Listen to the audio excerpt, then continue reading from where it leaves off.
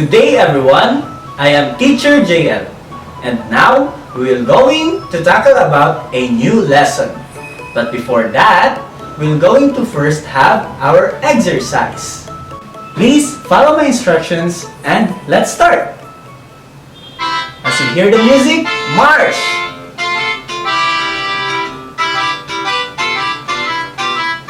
Shake your hands! 1, 2, 3, 4, 5, 6, 7, 8, 8, 7, 6, 5, 4, 3, 2, upward!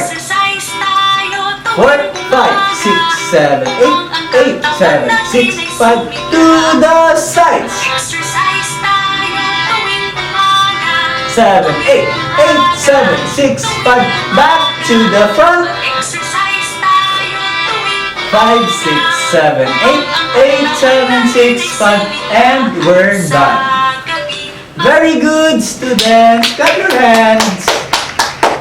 And now, let us proceed to our first lesson, which is developing cardiorespiratory endurance. For our learning outcomes, at the end of this lesson, you students should be able to first, identify the different activities that will develop cardiorespiratory endurance. Perform activities that will develop cardiorespiratory endurance and show interest in developing own physical fitness by doing the activities. This lesson is all about developing cardiorespiratory endurance. It will help you students to develop and improve your cardiorespiratory endurance through the prepared activities, application of exercises, and answering the follow-up questions. These are done with the help of your guardians or parents. Cardiorespiratory endurance or cardiovascular endurance is a component of health-related fitness where it focuses on the ability of a person to maintain the conditioning throughout an activity. And now, let us proceed in our activity. For your activity, please say yes if the exercise given will help you develop your cardiorespiratory endurance and no if it's not. For the parents and guardians, please help students to identify the exercises given. So, let us now proceed. First exercise. Running. Yes or no?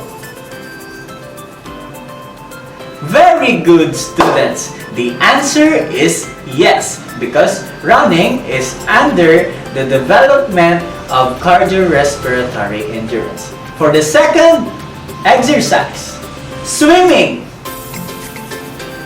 Yes or no?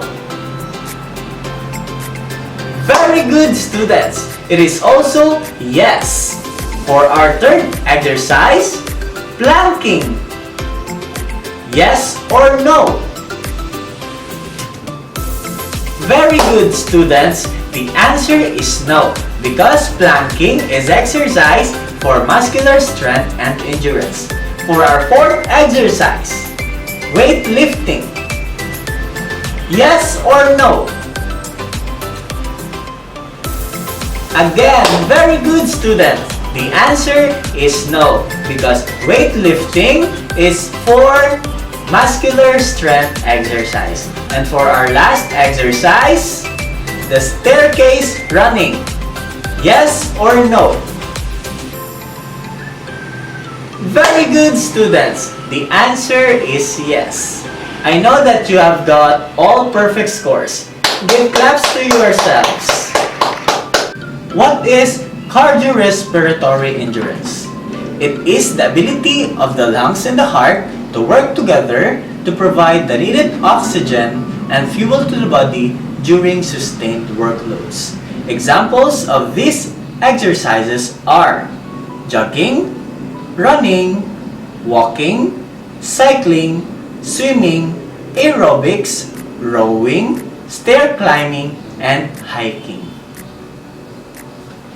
Benefits of cardiorespiratory endurance: increases muscle tone and strength, decreases susceptibility to injuries and illness, improves bone mineral density, reduces risk of osteoporosis, improves posture, and increases efficiency of the respiratory and circulatory system.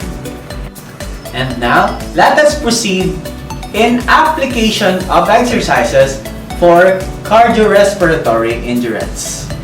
Activity 1. Sighted guide walk. Objective: perform activities such as walking in improving students' cardiorespiratory endurance. For the safety consideration, first, for the parents or guardians, you must choose a wide and flat area for this activity. The area must be plain away from objects that could harm the students.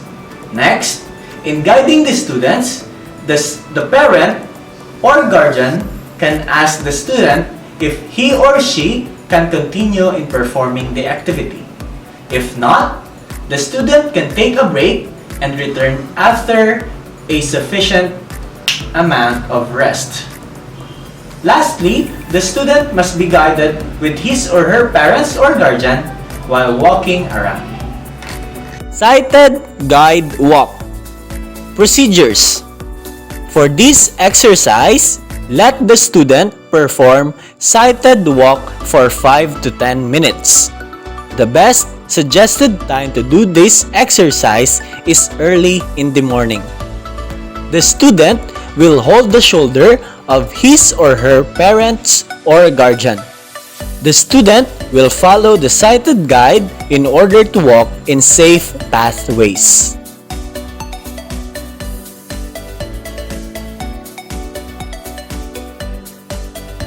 Activity 2. Sighted jog. Objective: participate in activities in improving cardiorespiratory endurance. Safety consideration. First, for the parents and guardians, you must choose a wide and flat area for this activity. The area must be plain away from the objects that could harm the students. In guiding the students, the parents or guardians can ask the students if he or she can continue in performing the activity. If not, the student can take a break and return after a sufficient amount of rest. Lastly, the parents or guardian must guide the students in jogging around to keep the safety. Sighted jog. Procedures. For this exercise, let the student perform jog moderately for 3 to 5 minutes. The best suggested time to do this exercise is early in the morning. The student will hold the shoulder of his or her parent or guardian as sighted guide during the jogging phase.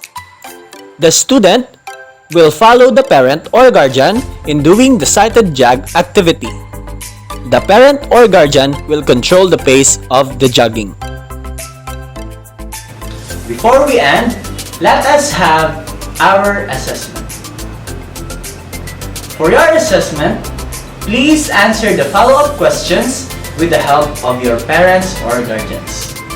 For the first question, why do we need to improve our cardiorespiratory endurance? And for the second question, how does cardiorespiratory endurance help you in your day-to-day living? And that ends our lesson for today. Thank you for your active participation. I hope that you have learned something from our discussion. Keep safe and God bless us all.